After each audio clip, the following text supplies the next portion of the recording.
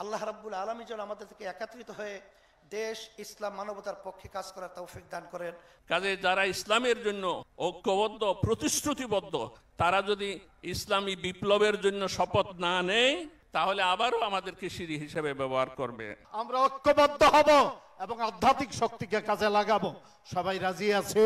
আর বর্তমান সরকারকে যেটা বলি যে আপনারা যদি এই ভারতীয় আধিপত্যবাদের বিরুদ্ধে যদি আমরা রুখে দাঁড়াতে চাই, তাহলে ইসলামের পথে আপনারা রাখি ডাকি এই যেই আচরণ করতেছেন সেটা হলে হবে না।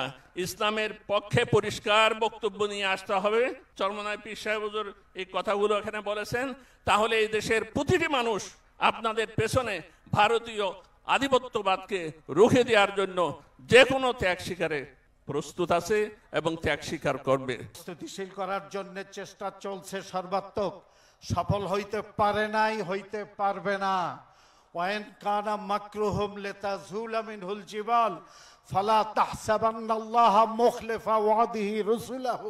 যদি মনে করো ওয়াইন কানা মাকরুহুম, তাদের ষড়যন্ত্র যদি এত মারাত্মক হয় যে পাহাড় পর্যন্ত টলাইয়া দিবে, তারপরেও তারা পারবে না। ওয়াইন কানা মাকরুহুম লিতাজুলা মিনহুল জিবাল ফালা তাহসাবান্নাল্লাহা মুখলিফা ওয়াদিহি রুসুলাহু। আল্লাহর রাসূলদের কাছে আল্লাহ যে ওয়াদা করেছেন যে ইসলামকে বিজয়ী করবেন, সত্যকে বিজয়ী করবেন, এটা ইনশাআল্লাহ ধ্বংস করতে পারবে না। আমি আপনাদেরকে বলি ঐক্য। আবার বলেন, আমাদের কি প্রয়োজন? ঐক্য। আমরা আমাদের শান্তি চাই, দেশবাসীর শান্তি চাই, আপামর জনতার শান্তি চাই। ইসলাম কারো শত্রু নয়। আমাদের নীতি হচ্ছে যাকে সত্য ন্যায় আপন করা যায় তাকে পর করা যাবে না। যে সংশোধনযোগ্য সে দমনযোগ্য নয়। আমরা আমাদের দেশের মানুষ নিয়ে শান্তিতে থাকতে চাই। বারবার খোঁচাইও না, আমাদেরকে ধ্বংসের চেষ্টা করো না। আমরা ঐক্যবদ্ধ হব এবং আধ্যাত্মিক শক্তিকে কাজে লাগাবো। সবাই রাজি আছে? ঐক্য যদি আমরা চাই, আপনারা যদি একমত হয়ে থাকেন, নিজ নিজ দল থেকে একজন বা দুইজন ব্যক্তিকে আপনারা ডেলিগেট করেন। প্রতিটি রাজনৈতিক ইসলামিক দলের এক লিয়াজু কমিটি আপনারা করেন এবং করে কত দিনের ভিতরে কি ফর্মুলায় ঐক্য হতে পারে সেই জায়গা আপনারা পৌঁছান। ব্যাক টার্মে কোনো পরিকল্পনা হয় না।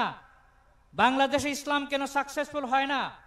আমরা বিপ্লবে বিশ্বাসী, কিন্তু বিপ্লবের পথে পা বাড়াতে চাই না। আমরা ঐক্যে বিশ্বাসী, কিন্তু ঐক্যের পথে আমরা স্যাক্রিফাইস করতে চাই না। আজকে এখানে আমাদের আগামী দিনের বাংলাদেশ যারা গড়বে, খেলাফত বলিস একটি ভ্যানগার্ড হিসাবে, অগ্রবর্তী বাহিনী হিসেবে এখানে কাজ করতে হবে।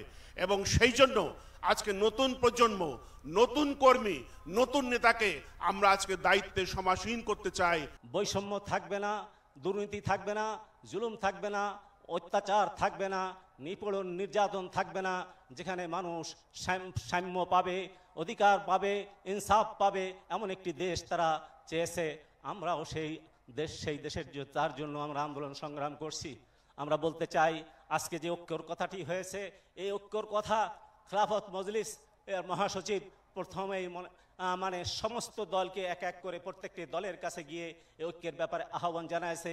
আর আজকে আমরা আনুষ্ঠানিকভাবে সকল দলকে যারা দেশপ্রেমিক তাদের এবং ইসলামী দলগুলিকে ঐক্যবদ্ধ করে আমরা এই মেসেজটি দিয়েছি।